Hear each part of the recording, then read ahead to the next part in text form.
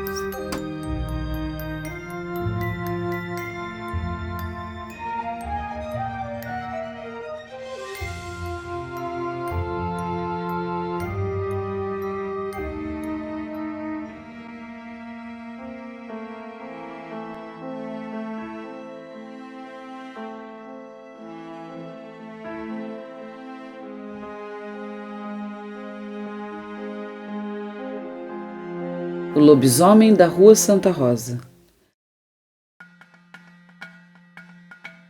Ah, a Rua Santa Rosa, rua cheia de crianças e de cirandas de todos os tipos e ritmos. Rua que, embora fosse pertinho do centro, tinha todos os ares de roça. Primeiro com o seu chão poeirento, de lama fina e vermelha quando chovia. Depois vieram os bloquetes, que nós, crianças e na inocência típica ao qual tínhamos o direito, ajudamos a colocar em festa. Hoje, o asfalto mostra a passagem para tempos modernos. O velho casarão com seus 4 majestosos coqueiros, que ficava no alto da rua e que nos serviu de moradia por anos, hoje não existe mais. Um arranha-céu ocupa seu lugar. As lembranças, entretanto, permanecem vivas, cheias de cor e som. Foram muitas as aventuras vividas na Rua Santa Rosa, e na década de 70, sem as tecnologias que nos distraíssem, só podíamos contar muitas vezes com a nossa própria imaginação. Mas e quando a imaginação se confunde com os fatos? Bem, neste momento é que lendas ganham vidas e sobrevivem. A história do lobisomem é um desses casos. Ela começa com uma casinha humilde e simples na metade da rua. Casinha essa que mal se podia ver o portão de tão escondidinha que ficava atrás de uma densa vegetação e que de tempos em tempos cheirava forte a uma flor que parecia muito com uma cornetinha. E era essa flor que quase sempre chamava nossa atenção para aquele lugar. Não raro, a molecada entrava, batia palma e corria. Outras vezes, jogavam pedrinhas na telha e também corriam.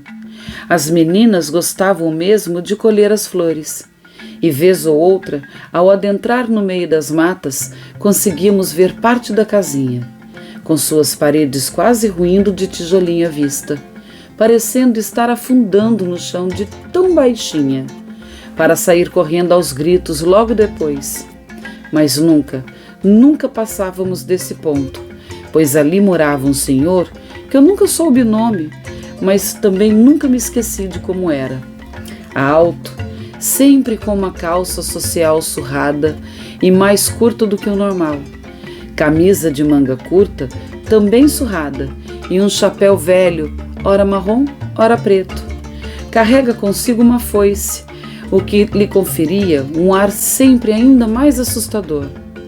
E um saco velho, que às vezes estava vazio, às vezes carregava frutos de sua plantação. Não era dos mais simpáticos o tal homem, e por ser assim, tão reservado, acabava atraindo a troça de todas as crianças dali. Homem trabalhador, lidava com a roça, por isso a foice. Saía bem cedinho e voltava à noitinha, quando todos podíamos brincar na rua com as mães e os pais conversando nas calçadas. Ah, tempo bom esse de brincar na rua.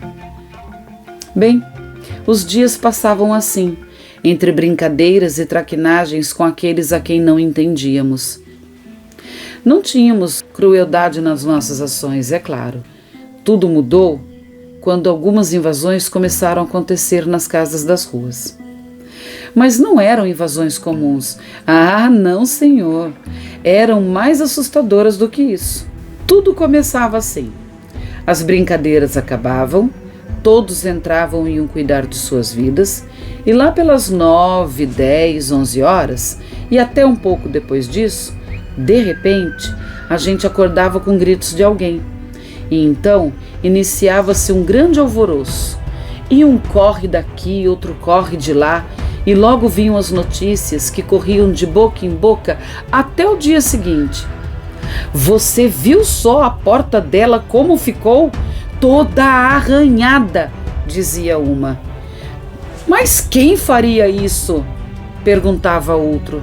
Não sei, mas sei que ela ouviu gemidos e uivos como se fosse um cão. Cruz credo, cão que arranha, geme e uiva assim tão alto na porta? Isto é coisa de lobisomem. Pronto, foi o que bastou para que passássemos dias discutindo as teorias conspiracionistas às voltas do tal lobisomem. Mas o mais curioso é que isso se repetiu. Outros vizinhos se viram na mesma situação. Porta arranhada, gemidos, uivos, gritaria, susto. Até a polícia foi chamada, mas nada de se saber quem era o tal meliante que deu de assustar uma rua inteira. E enquanto os adultos tentavam adivinhar quem poderia ser, nós, as crianças, já tínhamos a nossa certeza. Era o velho da casinha. Quem mais cabia na descrição? Todos sabem que lobisomens vivem muito, não é? O velho era muito velho para nossa percepção de velho. Todos sabem que lobisomens possuem unhas longas e sujas para cavar a terra, não é? O velho da casinha tinha as maiores unhas que a gente já tinha visto de perto.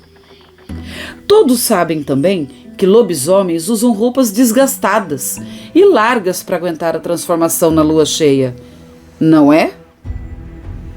O velho, bem, o velho cabia na descrição.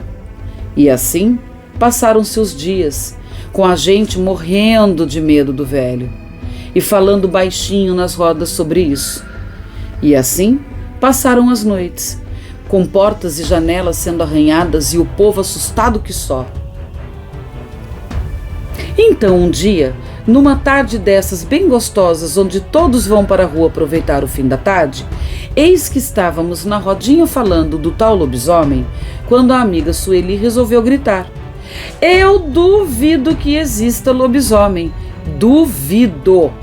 E se existe, que apareça agora! As nossas espinhas gelaram, pois enquanto ela falava em tom de desafio, adivinhem só quem se aproximava pelas costas dela sem que ela notasse. Isto mesmo, o tal velho que voltava da roça. E penso mesmo que neste dia ele viu a oportunidade de se vingar, ainda que um pouquinho, de cada pedrinha na telha, de cada palma no portão, de cada flor roubada. Só isto para explicar o que se deu a seguir. Ele se aproximou devagar e agarrou o braço dela de repente, num tom muito sério e realmente assustador, encarando a Sueli nos olhos, enquanto o resto de nós já ia se levantando do chão e se preparando para gritar e correr, e então disse: ah, então a senhorita não acredita em lobisomem? pois eu sou o lobisomem e esta noite vou arranhar a sua porta. Ah, se vou! Pode esperar. Nem preciso dizer que mesmo antes dele largar o braço dela e sair rindo feito um louco, nós corremos. Corremos muito e só paramos quando entramos em nossas casas. Eu me escondi embaixo da cama, confesso. Mas sabe o que foi mais estranho? É que a porta da casa da Sueli também amanheceu arranhada. Mas desta vez, ninguém ouviu nada. Ninguém viu nada. E o tal velho sumiu. De repente paramos de ouvir. Simples assim. Sumiu. E ninguém nunca mais bateu lá ou jogou pedrinhas na telha dele. A rua voltou a ser tranquila e calma. E nós não falamos mais disso, nem entre nós. Na dúvida, até hoje eu evito a Rua Santa Rosa em noites de lua cheia.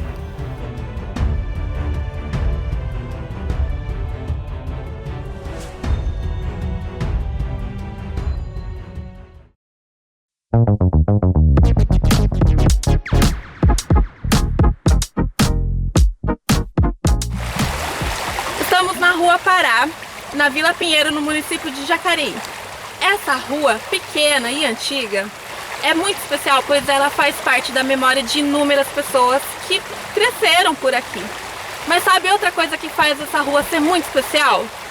Aqui passa um pedacinho do rio, o Córrego do Turi. E o Córrego do Turi já foi lar de uma sereia. De uma sereia. Isso mesmo, uma sereia. Neidoca e a sereia do Córrego Quase Rio. Pensando nas memórias que insistem em ficar, mesmo que ora esquecendo alguma bobagem ou ora enfeitando com mais brilho, são memórias que insistem em ficar no coração. Este pequeno fato da minha infância nunca me deixou só. A minha mãe tinha uma amiga, dessas que nos acompanham uma vida toda. Na verdade, ela tinha mais de uma amiga assim, mas cada uma, a seu tempo, acabará ganhando o seu próprio espaço nesse espaço de letras. Enfim, a amiga dessa história é a Dona Maria, esposa do seu Antônio, um casal porretos Oliveiras. Enfim, eles moravam na Rua Pará, no bairro Vila Pinheiro, e tinham filhos, claro. Óbvio, nos tornamos amigos ao longo do tempo. E assim seguimos até hoje. E como não podia ser diferente, eu tinha minha amiga favorita na família de Dona Maria, a Neide, Neidoca, como carinhosamente a chamo. Neidoca era uma criança muito alegre, dona de um sorriso que nos faz crer em tudo, íntegra e muito generosa. As comadres ficavam quase sempre na cozinha, entre um café, bolo, suco ou bolachinhas e conversas e risos que podiam durar horas, e nós ganhávamos uma liberdade que não era bem a nossa diante das tarefas que tínhamos a semana toda. Nesses domingos de visitas, nós nos víamos livres da proteção que só os pais sabem trabalhar. Nossa imaginação corria solta tanto quanto nossas pernas davam conta de fazer o mesmo. A rua de Neidoca era de terra a princípio, ao lado de um córrego quase rio, do tipo perigoso para qualquer criança sozinha. E do outro lado desse córrego quase rio, havia uma pequena área de vegetação, que ao nosso modo de olhar, parecia uma verdadeira floresta, às vezes uma ilha. Nosso lugar favorito nesses dias de liberdade quase não vigiado por conta das boas conversas entre comadres. E sim, o lugar era proibido e todos os avisos foram dados.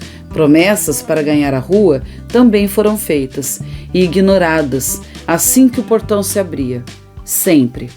Na calçada, em determinado ponto, pois a rua era larga e longa, se bem me lembro, havia uma passagem para este córrego. Uma ponte estreita que quase não se percebia de tão escondidinho ficava. Nem mesmo o estreito guarda-corpo se via direito, dada a quantidade de mato por cima de tudo. Mas dava para se ouvir o som das águas, um som tão bom. Um dia, Assim que chegamos na casa de Neidoca, passado todo o ritual de chegada e avisos e promessas ao qual já tínhamos o hábito para ganharmos a rua, Neidoca, toda cheia de mistério, me chamou num cantinho e me disse com a maior das certezas que já vi na vida. Havia tanta verdade nos olhos dela que o meu coração deu um pinote e senti até preocupação dado o suspense todo. Eu vi uma sereia mora neste córrego, que nem era para ser um córrego, é um rio, você sabia? Pois é. Eu fiquei muito sem saber o que pensar, a não ser que ela estava ficando cada vez melhor em contar histórias. E é claro, eu ri. Ela percebeu minha falta de fé e imediatamente o que vi foi a tristeza dela. Como eu podia duvidar dela? Era isso que aquele olhar significava. Mas era tudo tão fantasioso. Ela existe, acredita em mim. Ela está triste, fraca. Disse que para poder viver, o rio, que é a casa dela, precisa ficar limpinho. E não está. Havia uma lágrima no olhar dela. Eu posso até jurar. Mas eu, teimosa, do tipo de criança muito cética até então? Sim, até então, pois creiam, deste ponto de minha vida em diante, passei a crer em absolutamente tudo. E vocês, tenho certeza, entenderam a razão tão logo eu concluo essa narrativa. Voltemos a esse dia. O dia em que Neidoca me disse que uma sereia morava no córrego quase rio que tinha na rua dela. Depois de um tempo nesse diálogo infantil, mas muito sério para nós naquele momento, resolvo então, metida que era, admito, lançar um pedido, um desafio para a tal sereia do rio. Tá bom, disse eu num tom mais alto que pude, sem gritar. Esperem. Primeiro, é importante salientar um outro pequeno hábito que tínhamos nesses dias de festa. Nós sempre, em algum momento, depois de muitas brincadeiras, num desses momentos onde damos uma pausa para beber água ou ir ao banheiro, pedimos alguns centavos. Sim, centavos bastavam para que nos enchêssemos de açúcares naquele tempo, para gastar com doces típicos desses de botecos. Mas, justamente naquele dia, nossas mães disseram não. E conseguiram ser firmes, mesmo depois de todas as nossas carinhas tristes e falsas. Estávamos surpresas e muito frustradas. Nenhuma balinha? Nada. Não era justo. Portanto, naquela pequena ponte, não pensei duas vezes para usar o nosso desejo de açúcar para o desafio. Tá bom, naquele tom alto sem gritar, sabe? Eu acredito em você, mas só depois que você conseguir um doce pra gente. Neidoca, me olhando espantada, com toda a minha ousadia em desafiar o sobrenatural. E eu, cada vez com voz mais firme e arrogante, admito de novo, com certa vergonha. Vamos, você não é uma boa sereia? Sereias não são mágicas? Então você pode realizar um desejo pequenininho desses. Ué, vai, quero ver. Um tempo de silêncio. E então, outro tempo de silêncio. Quando eu já estava quase me sentindo certo de que minha amiga andava vendo coisas, uma trupe de molecada, crianças da rua de baixo, da rua de cima, crianças de todos os lados correndo para a beira do rio Turi, chamaram a atenção. Seguimos nosso olhar para aquele rio mais acima e vocês não vão acreditar na cena que se deu a seguir. Caixas e caixas de doces de todos os tipos, caixas de chocolates, Maria Moles, drops, doce de banana, doce de batata doce e até danoninhos e iogurtes. Fiquei estatelado um tempinho e depois, sem pensar mais, também corri e enchemos a mão, a camiseta, os bolsos de doces de todos os tipos. Conseguem imaginar a nossa alegria diante disso? Conseguem imaginar o brilho do nosso olhar? O tamanho do bater dos nossos corações? Corremos para a ponte, agradecemos e eu jurei jurei nunca mais duvidar de nada, nem de sereias, nem de fadas, duendes, gnomos e até de ETs. Isto restaurou minha capacidade de exercitar a minha fé. E claro, não podíamos terminar esse dia sem correr para casa e exibir os doces para as nossas mães, que então foram atrás de descobrir e entender o que de fato houve. Afinal, aquilo não podia ser coisa de sereia. Um entregador que fez a troca de mercadoria nos mercados locais despachou todo o produto que venceria naquele dia no Rio Turi. Mas para mim, a sereia soprou no ouvido dele o pedido. Sereias sabem encantar, e ela com certeza encantou o entregador. E tenho dito, não minto, não minto, e Neidoca também não. Fim.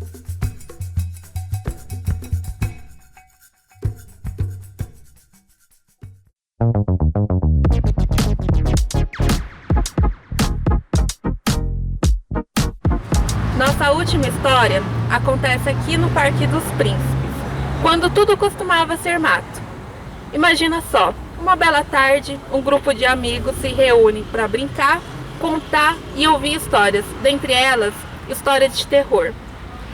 Sereias, lobisomem, saci, criaturas místicas, sendo verdade ou não. Na dúvida, é melhor não duvidar. Minha história de saci. Eu já contava com cerca de 10 anos ou um pouco mais. E já não morava mais na Rua Santa Rosa também. Mudamos de lá, como tudo muda enquanto crescemos. Desta vez, nosso endereço era mais afastado do velho centro. Não veríamos mais com tanta facilidade a velha fonte luminosa da praça, nem iríamos ao cinema com tanta frequência. Até da escola precisamos mudar por causa da distância.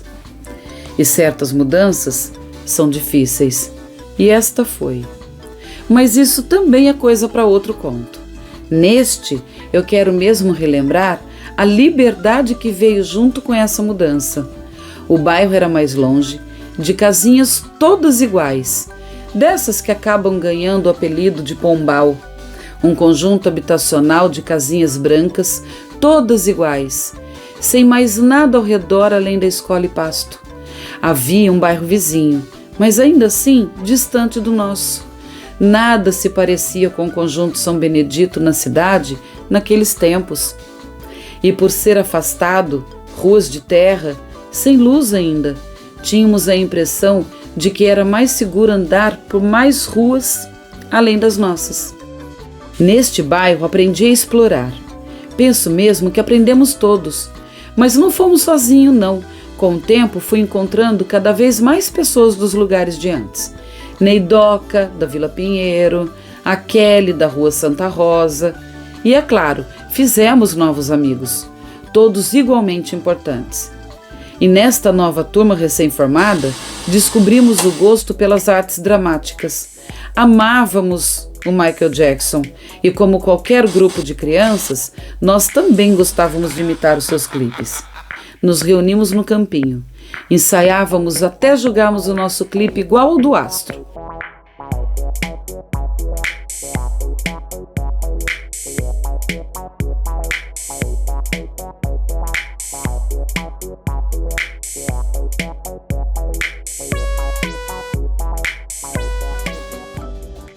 E depois ficávamos sentados, contando causos, porque sim, crianças também contam causos.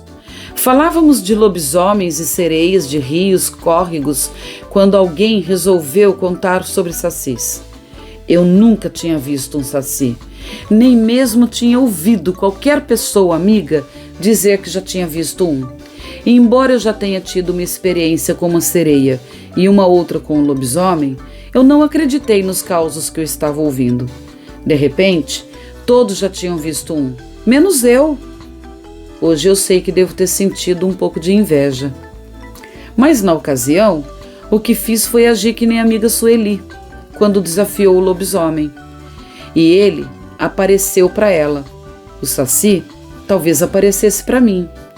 Pois é, Feito tola, eu me levantei e em plenos pulmões eu disse: eu não acredito em saci, duvido que exista um saci, e se existe um saci, que ele apareça aqui e agora, porque eu quero ver. Gente, vocês não vão acreditar, mas na mata ao fundo, trecho de mata que ainda existe, só que agora são só algumas árvores ao fundo de um bonito parquinho na frente. Ouvimos um assobio muito forte e muito alto. Depois, outro assobio. E depois, mais um. E então, silêncio por um tempo. Na roda, agora um pouco mais velhos, ninguém correu num primeiro momento. Ao contrário, me lembro da Kelly rindo feito louca e os outros tentando não rir, da minha cara de espanto. É claro, afinal, todo mundo sabe que é assim que um saci avisa que está por perto, não é? Eu, não satisfeita, e embora com medo a essa altura, desafiei mais uma vez. Vamos, vamos, apareça se você é mesmo um saci. E lá vinha outra série de assobios. Primeiro um, forte, longo, depois outro, e mais um, e então uma pedrada.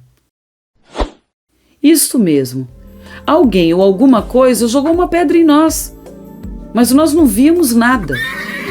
Então, de repente, um relincho de cavalo. É claro que era comum ter esses animais em toda a área de pasto que nós estávamos. Era mata, mas dentro daquela situação foi esquisito, muito esquisito. Horas, todos sabem que sacis adoram um cavalo, seja para montar, correr trilha dentro, ou seja para fazer tranças em suas crinas, não é mesmo? Pois é, e lá estava o assobio e o cavalo. Era mesmo para sentir alguma pontinha de medo, ou se é. Ficamos um momento olhando para o mato. E tudo quieto, só passarinhos se ouvia. E quando eu pensei que ia lançar um novo desafio, antes mesmo de abrir a boca, ao longe, nós vimos algo vermelho na cabeça de um homem forte e negro. Mas só o vimos da metade para cima, isso é, as pernas não se viam. Ele então nos encarou, assobiou, e antes do terceiro assobio já não havia mais ninguém na roda. Todos corremos feito loucos, gritando e rindo de nervoso, alguns quase fazendo xixi nas calças de tanto medo. Eu corri também, é claro. Depois de uma sereia, um lobisomem, vou lá pagar para ver mais? De jeito nenhum. Transferimos nossas brincadeiras para o asfalto. Pareceu-nos mais seguro desde então. Sei dizer que até hoje ninguém entra naquela área. O parquinho faz limites com essas árvores encantadas, mas ali ninguém entra. Nunca. Mesmo depois de 30 anos, ainda se ouve assobios lá. E isso eu posso até jurar. Fim. Para além de todos os causos que vimos, Jacareí, com seus 372 anos, naturalmente nos traz muitas histórias, muitas lendas, como a procissão dos mortos, a lenda da cobra grande, coisas que devem ser preservadas para sempre. Aqui quem está falando é a Sol. Tchau e até a próxima.